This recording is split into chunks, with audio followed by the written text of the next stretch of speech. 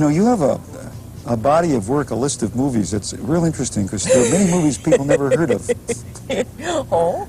And there are, You mean the ones for All That Money in Spain and so on? Yeah, no, you did a lot of traveling. Yes, well, I of course, I have some regrets about the performances and the movies themselves that I did, but on the other hand, I have no regrets about the traveling, and for the first 5 or 6 years, I took movies almost exclusively on that basis. Of course, taking a movie with Steve McQueen and Robert Wise in Taiwan was not what one would call a career mistake, but... All right, Sand Pebbles, second movie, right? Was it your second movie? Yeah. How were you in that? I didn't embarrass myself in the Sand Pebbles, oddly enough. It's as I went on that I sort of did. What's the worst performance for you in a movie? This is a kind of a personal Academy Award for worst performance by you. Oh, God, there would be so many, and yet I suppose in combination with the sort of grotesqueness of the movie itself, you probably couldn't do any worse than me in The Adventurers, for example, or me in The Haunting Party, or The Domino Principle with my Shelley Winters wig. I mean, well, I could go on and on. Of course, one might ask, aside from travel, why did you take these movies? Or well, one might, and one would answer that one's agent suggested that it was the best of what was around, and that you couldn't beat the money, and then one leaves one's agent a few years later. The movie The Group, which is the first time most of us saw you in movies, because it was your first movie. Were you considering yourself as someone who was going to be a great actress, or were you doing this because you were Bergen's daughter? I mean, is that...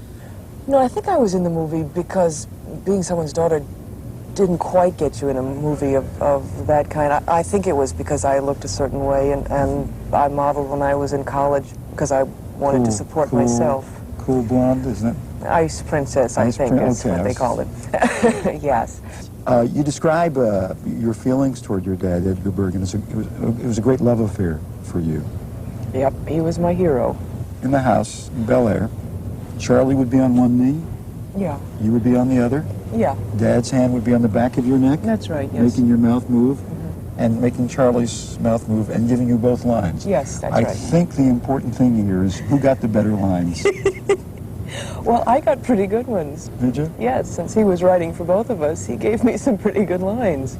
Tell us the truth about you and Charlie. Did you ever want to, take him and burn him, or chop him up, or...